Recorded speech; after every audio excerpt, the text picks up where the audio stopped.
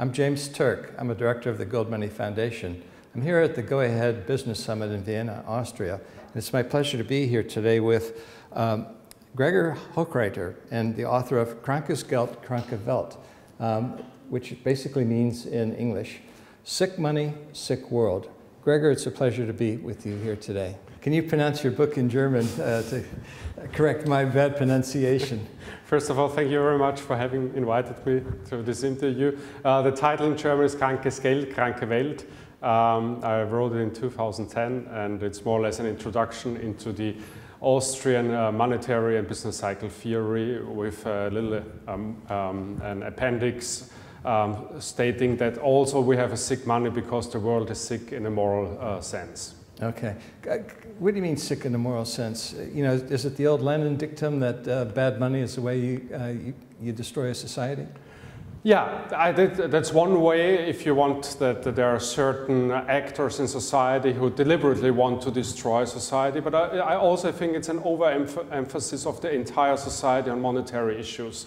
Viktor Frankl, the Austrian psychiatrist, he wrote that if you don't have an inner meaning in your life, that basically you try to compensate that by striving for more and more money. And more money means, of course, money in a nominal sense. So you're striving for quantity instead of for quality. And I think this is something we can see in many aspects of our society, not only monetary issues. What about in terms of the broader sense, in terms of the Austrian economics? Is that a basic tenet of the Austrian school of thinking? Yeah, the Austrian school actually stresses very much that institutions have an influence on everyday behavior. So they would more or less argue that because our monetary system is sick in a sense that it's highly inflationary, that it provides an excessive credits, that this leads, for example, to a short-sightedness in all areas of society. So that means the households are consuming way too much, politicians are striving just for success at the next elections, and that businesses also, they grow way too quickly. Instead of using their own equity, they are taking credit in order to finance their expansion. But the Austrians put the emphasis on the institution. So saying that it's because central banks are inflating way too much, this is an effect on our everyday behavior. Yeah, I see what you mean by having a sickness on the whole world in terms of things getting out of whack from the ways people would normally think and react in society when interacting with one another, which of course is a basic tenet of Austrian economics, that people strive in life to improve their situation. And they do that by voluntary cooperation in the marketplace, so that when, or what Adam Smith called the invisible hand, when you're providing goods and services and someone else is purchasing those goods and services, both of you are improving your situation, which is, I guess, the essential nature of the capital society in which we live. But what is it that makes sick money? Yeah, inflation is a sign. Yeah. That's not really the cause, right? First of all, yeah, there's an issue on the definitions. I'm very strict on that, and I use inflation in German only as indicating an increase in the money supply, or an increase in the unpacked money supply. So that because of inflation, we have an increase in the price level. So basically, that's the terminology I'm using. So in that sense, the main problem nowadays is inflation, meaning that the central banks, or the banking system as a whole, consisting of the central bank and the commercial banks, that they inflate the money supply. And for example, this leads to the effect that hardworking and saving people or companies are driven out systematically by those who finance their expansion on credit, because of course they can always pay higher prices than those who just draw on their savings. Okay, understood. How do you go about getting rid of sick money and going to sound money?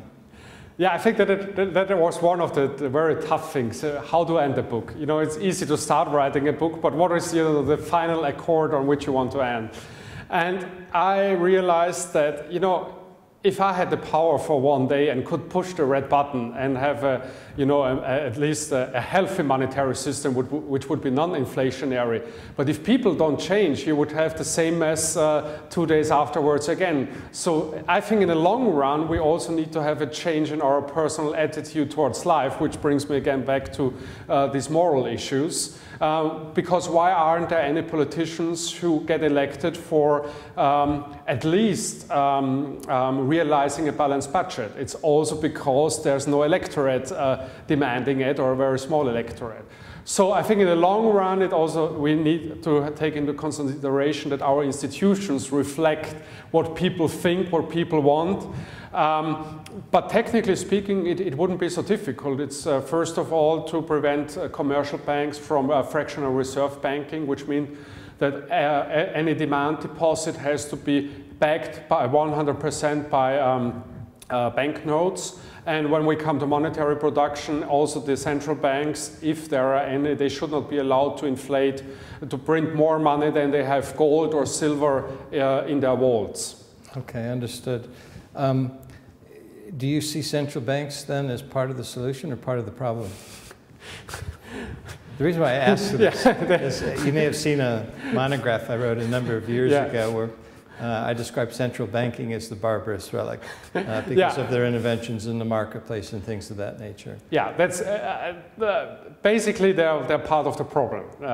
But one has to say also that they were introduced in Europe, but also in the United States, also to stabilize, so to say, the banking system, and the banking system which is run on wrong, let's say, premises. So in a sense, I'm against central banks, but I would argue that only if commercial banks are run on proper, especially legal, on a legal foundation, then there's no real need for a central bank, at least not in the modern sense. So in the end, they are part of the problem. They are the final stone in this entire financial architecture, which could not survive without a central bank. Do you look at fractional reserve banking in your book? Yeah. Is that what you mean by problems within the banking system? Yeah. The inherent nature of the insolvency of fractional reserve banking? Yeah, basically I'm using an approach which Jesus Huerta de Soto is also propounding in his Money Banking in the Business Cycle. And I have a very good friend of mine who works just next door. He's a professor for Roman law. So basically I'm debating with him all these issues all the time. And I think this is the main, so the economic problem is the second step. The first one is to have a clear concept of legal titles. And then we can continue the economic analysis, or let's say the reform of the economic constitution. Yeah, institutions, sorry. Have you looked at titles in private property and Roman law as opposed to Anglo-Saxon common law? And do you have a view on one or the other? Actually, I've just looked on the Roman law approach to it. And there you have the institution of which would be a forerunner to the fractional reserve banking, that's called the depositum irregulare. So we have a 200,000-year tradition on that specific legal title. But again, one has also to ask the question, why are banks so eager to give so many credits? And I think this is also a common feature nowadays, that economic behavior becomes more or less the most important part of life. Let's say, so instead of you having a internal or inner regulation on economic behavior, saying this is a means to an end. Okay, we earn money just to spend it, to have a nice evening with the family, to go on holidays or whatever. It takes more and more attention all the time. And I think there's also a problem on that part here. But if it's taking more attention, that's probably an indication that the money is sick, right? What I like to use as an example is that, as I understand it, during the height of the German hyperinflation in the Weimar Republic, that in Berlin, 22% of the effort, workforce and whatnot, was trying to counteract the effects of the hyperinflation. You know, they're printing money, counting money, moving money around, spending money in order to offset the sick money that was circulating as currency. Whereas, to have almost 1/4 of the population dealing with the sick money just doesn't make economic sense. It should probably be something less than 1% of the effort is involved with the monetary side. Is that the point that you're basically getting at? Yeah, I just want to draw the attention that both, one has to look on both sides. So institutions influence our everyday behavior, but also the other way around. And I think that a too one-sided approach very quickly lacks in the end a very fundamental insight. So also how you can implement a reform. Again, on the technical side, it's very easy. Of course, you can debate all day long as an academic whether you should have a 100% backing of demand deposits or whether you have the free banking solution. But in the end, also the population has to accept any reform. And even though there are many people who earn a lot of money with the current financial systems, and there are these crooks, if the population would not accept the current monetary system and also the current way how politics is done, just by financing a debt through inflating the money supply, then of course a change would be here immediately. And not because of a crackdown of the system, but people realize that this system is wrong on very different levels. Okay. Now, you're from Vienna and you went to school here. Did you learn about Austrian economics here at school? Not even at university level. It was just then from I did a master in Denmark and had a lot of time to read, and so I grabbed a book of Mises and started reading. But here at the university... You studied economics here in Vienna? I studied economics here in Vienna. Oh, that's interesting. I thought it was only in the United States where they didn't teach Austrian economics. No. Here in the heart of the Mises and Menger and everybody else, they don't teach it in the university. Is that changing now, or...? Not to my knowledge. The problem is that especially the faculty of the Department of Economics is more and more turning a Department of Mathematics. And actually we see that most debates are very narrow, both at the university, also in the public level, even though there are here and there now some Austrian economists who are heard. But at university level, I think it's very meager. What about within government? I mean, the logic of Austrian economics is so compelling. It makes so much good common sense. Is there a greater acceptance now in government? In the United States, for example, the advocate there has been, as I'm sure you're aware, Ron Paul. Is there someone like that here in Austria? No. And one must not forget that monetary debates here are at the European level, or at least at the Eurogroup level, so we don't have an autonomous monetary policy anymore. So this hinders also debates at that level. So basically I think it's among lay persons you see an actually dramatic increase in interest in Austrian economics, but also in various other non-orthodox economic thinkers, which I think first of all is a positive sign. So people try to break up certain narrow limits on thinking. But if there was a debate, then in Germany you have it now a little bit with Frank Schäffler of the FDP, who is drawing on Austrian economics. So but again, you're saying that Austrians are happy with the way things are working in the eurozone? No, definitely not. But even though this would not be now the general statement of an Austrian economist, but I think in the end it's also a political problem. If, for example, Germany decided, and I'm now using Germany as an example because they are a huge country, Austria as a small country has not so much influence. If they would decide to break out of the eurozone, then they could do it and re-establish a D-Mark, maybe based or hopefully based on insights of the Austrian School of Economics. But again, in the eurozone, then you have the problem, people with different languages. I mean, there cannot be a public debate. First of all, also because of language barriers. So this, in the end, in the eurozone, would mean that you try to have an autonomous monetary policy again, which means the breakup of the euro. Yeah. Do you address the issue of the euro in your book? No, because I'm basically debating it from a very general theoretical level, but written for a layperson. so that everybody gets a first idea what is wrong. And I don't want to, I'm actually not presenting now blueprints for reform.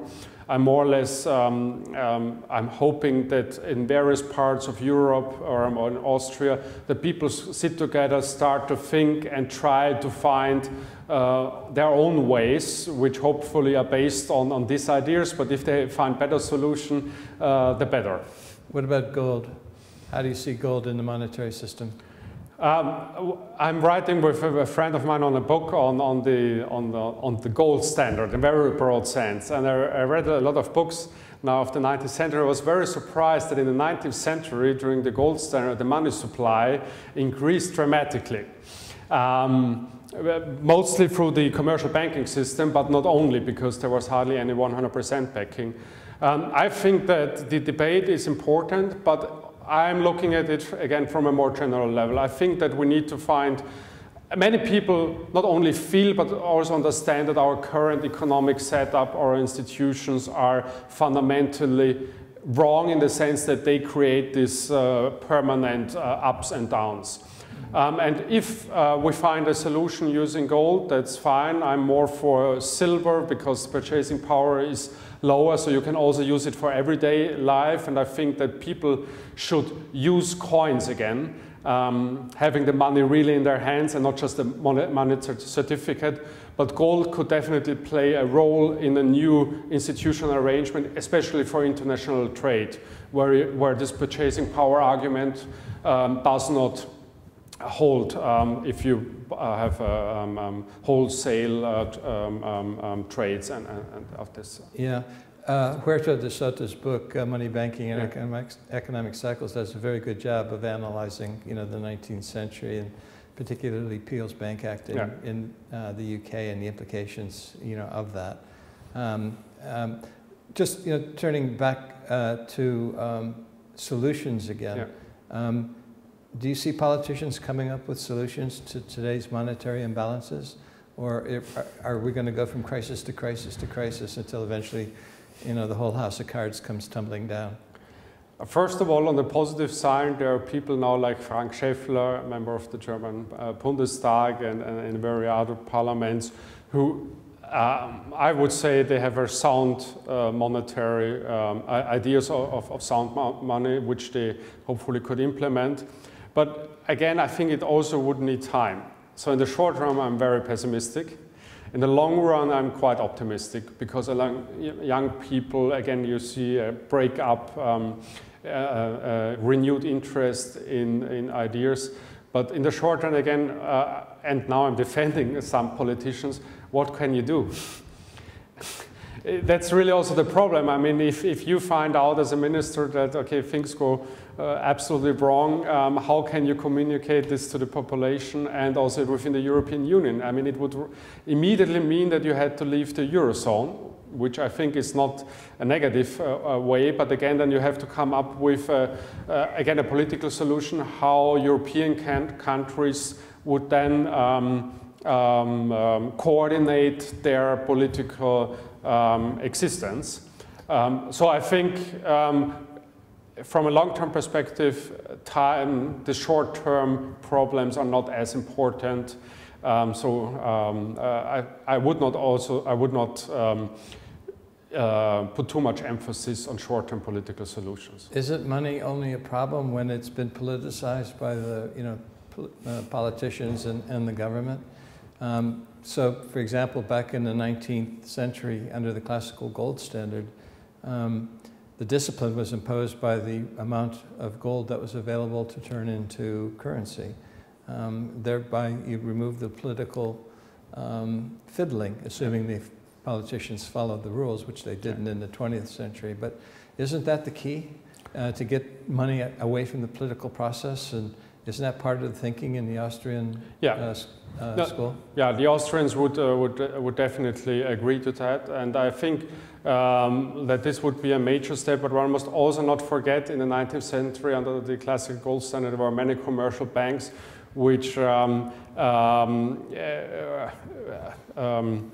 did fractional reserve banking, and it was quite interesting. There was a short note in the records of the Austrian National Bank in the 1860s, and they said, yeah, the commercial banks are demanding so much money, we have no time printing it. And the reason was because of fractional reserve banking, the commercial banks suffered from a bank run.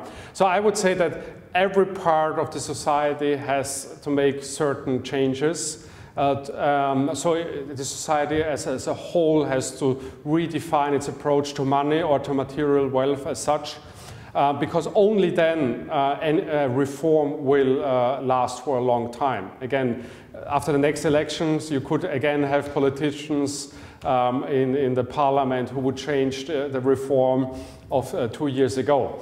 So I think that in a society which acknowledges legal rights, which does not permanently strive for more and more in an unrestricted sense, there you will also have a healthy money. And I think it's the task of the politicians to institute or to help institutionalizing this reform. I don't think that the current political elite is willing to do this. But in 10, 15 years, things could be differently. Yeah, hopefully 10 or 15 months, not 10 or 15 years. Yeah. I think you're probably more right than what I would be hoping for. I agree with you. Rule of law, respect for private property, that's the building block of any free society. And then I would take it to the next level where I think money outside of the political control is also a building block for a free society. And there's been a lot of literature on the historical link between human liberty and gold, and I think that's probably also within the thinking of the Austrian school, at least my reading of it. Yeah, definitely.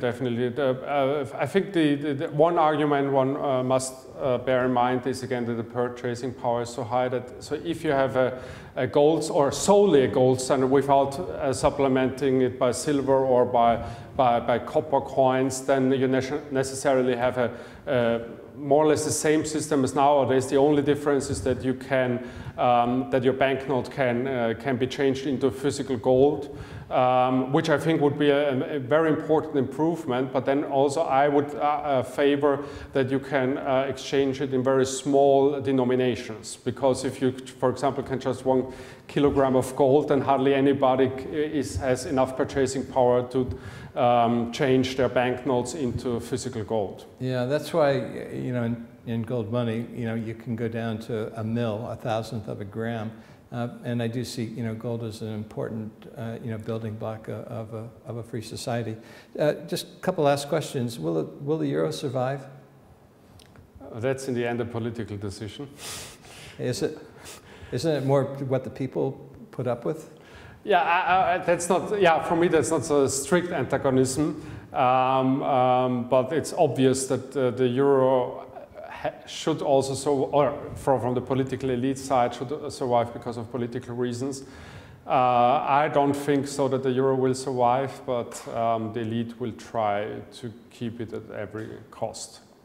But the Austrian school would say the more government interference you have in the free market process, the less goods and services are going to be produced because you have less interaction in society. Whenever you impose impediments and the market is not allowed, or people are not allowed to operate freely, or they have too many impediments and burden imposed on them, that ultimately hurts economic growth and economic activity. That's absolutely true, but there's a dogma which is used all the time now, that without the euro, that the European Union is dead, and then of course as a consequence of it, many of the elite believe that then there will be war again in Europe. And I think under this is the mindset of the people. And I would argue, if you're in favor of a free and peaceful Europe, then you have nowadays to be again against the euro, because as Martin Feldstein, I think it was, already wrote in the 1990s, that the euro in the end will lead to war. So actually arguing the other way around. But this is lead to increasing nationalism, yeah, exactly, which will then ultimately lead to war. Yeah. It's also a political decision again, because then the European project, as it has evolved in the last, let's say, 30 years, is dead. And this is something which many people don't want. And I think we lack ideas what could be the Europe after the European Union. Yeah, interesting. Well, I'm sure people don't want war, but I don't think they want bureaucrats in Brussels telling them how to live their lives, or a central bank buying government paper and debasing the currency. So, I mean, there are obviously some tough decisions that are going to have to be made in the future. Yeah. Well, it's been a real pleasure speaking with you, Gregor. I've been speaking with Gregor Hochreiter, Krankes Geld, Kranke Welt. Excellent. Improving my pronunciation a little bit. And look forward to seeing this translated someday into English. Gregor, thank you very much. Thank you very much.